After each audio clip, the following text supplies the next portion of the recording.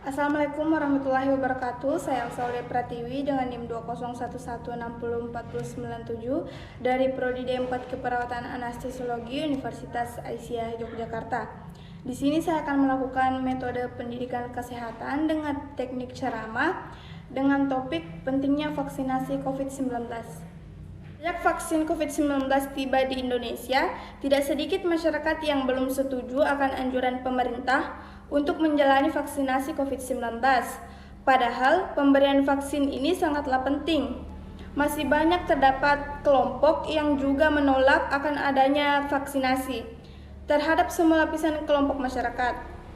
Kelompok-kelompok yang menolak akan adanya program vaksinasi memiliki berbagai latar belakang alasan, mulai dari alasan kekhawatiran kesehatan hingga alasan agama.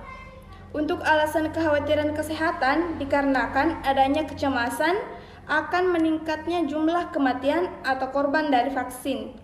Ada pula yang mengkhawatirkan akan overload pada sistem imunitas tubuh dikarenakan beragamnya vaksin yang diberikan pada tubuh. Maka dari itu, mengaca dari perkembangan isu vaksin di atas, tentu hal ini sangat relevan dengan kondisi yang kita hadapi saat ini guna mengembangkan pengetahuan tentang vaksin.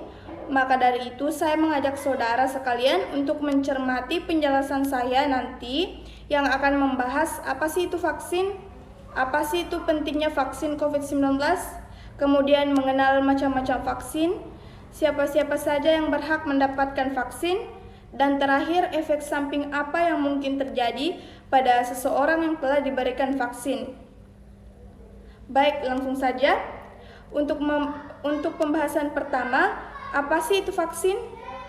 Vaksin adalah tindakan medis yang tujuannya adalah mencegah penyakit, bukan mengobati.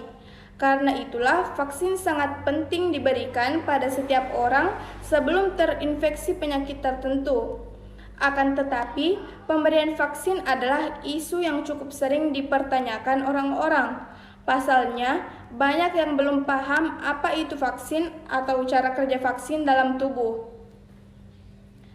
Kemudian selanjutnya, apa pentingnya vaksin COVID-19? Vaksinasi atau imunisasi bertujuan untuk membuat sistem kekebalan tubuh seseorang mampu mengenali dan dengan cepat melawan bakteri atau virus penyebab infeksi. Tujuan yang ingin dicapai dengan pemberian vaksin COVID-19 adalah menurunnya angka kesakitan dan angka kematian akibat virus ini. Meskipun tidak 100% bisa melindungi seseorang dari infeksi virus corona, vaksin ini dapat memperkecil kemungkinan terjadinya gejala yang berat dan komplikasi akibat COVID-19. Selain itu, vaksinasi COVID-19 bertujuan untuk mendorong terbentuknya herd immunity atau kekebalan kelompok. Hal ini penting karena ada sebagian orang yang tidak bisa divaksin karena alasan tertentu.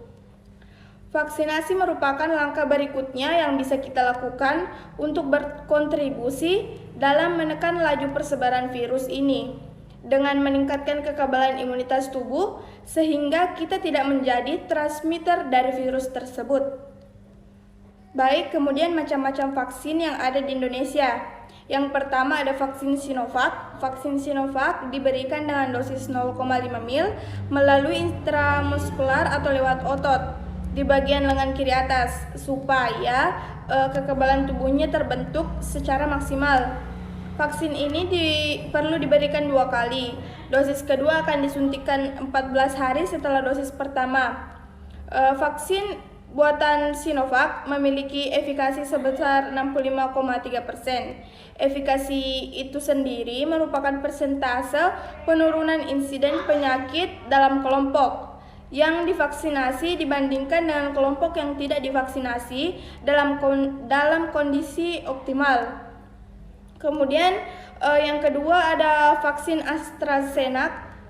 Vaksin ini dibuat dari adenovirus yang direkayasa dengan menambahkan kode genetik virus SARS-CoV-2 penyebab COVID-19.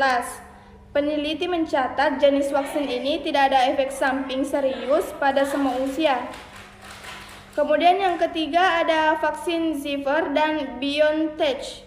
dikembangkan oleh peneliti dari perusahaan Pfizer yang berbasis di New York dan perusahaan Jerman BioNTech, diambil dari molekul genetik virus SARS-CoV-2 yang disebut RNA atau mRNA. Vaksin jenis ini disebut tidak menimbulkan efek samping yang serius, hanya sekedar kelelahan, demam, dan nyeri otot dalam waktu singkat. Kemudian yang keempat ada vaksin Moderna, berasal dari mRNA. Jenis ini diperuntukkan bagi kelompok usia 18-55 tahun. Efek samping vaksin ini bisa menyebabkan demam, menggigil, kelelahan, serta sakit kepala.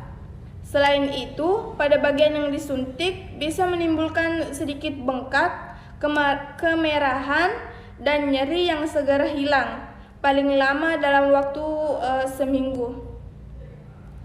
Kemudian ada vaksin Sinopharm. Cara kerja jenis vaksin ini dengan memberikan sistem kekebalan agar membuat antibodi melawan virus corona SARS-CoV-2.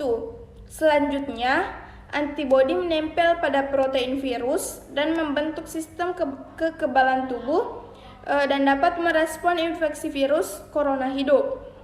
Dan siapa saja yang berhak menerima vaksin?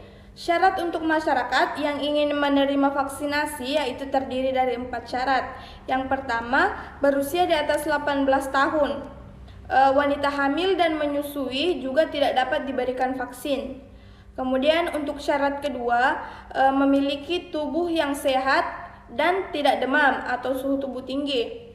Kemudian yang ketiga, bukan penderita diabetes dan hipertensi. Diabetes dan hipertensi merupakan penyakit komorbid yang membuat pasien lebih rentan terpapar virus corona. Namun untuk penderita diabetes mellitus tipe 2 terkontrol dan HbA1c di bawah 58 mmol per mol atau 7,5% dapat diberikan vaksin. Kemudian syarat terakhir yaitu tidak memiliki penyakit autoimun. Hal ini karena belum ada penelitian mendalam mengenai efektivitas vaksin terhadap penderita penyakit autoimun. Kemudian pembahasan terakhir, efek samping apa sih yang mungkin diakibatkan oleh vaksinasi COVID-19? Efek samping yang sering ditemukan adalah di bagian tempat suntikan, demam atau nyeri otot. Kemudian beberapa orang akan mengalami gejala seperti flu dari vaksin COVID-19 yang lebih signifikan jika dibandingkan dengan efek samping yang dialami dari vaksinasi umum lainnya. Dan mungkin perlu waktu untuk tidak melakukan aktivitas normal. Untuk vaksin Pfizer atau Comirnaty, gejala ini lebih umum terjadi setelah dosis kedua. Untuk vaksin AstraZeneca atau Vaxzevria, gejala ini lebih sering terjadi setelah dosis pertama. Baik saudara-saudara sekalian, setelah mendengar penjelasan saya tadi, sekarang bisa tahu ya hal-hal mengenai vaksin COVID-19. Dengan mengetahui lebih jelas mengenai vaksinasi, diharapkan jumlah masyarakat yang siap untuk divaksinasi dapat meningkat dari waktu ke waktu. Saya kira cukup sekian yang dapat saya sampaikan. Lebih kurangnya mohon dimaafkan. Wabillahi taufiq wal hidayah. Wassalamualaikum warahmatullahi wabarakatuh.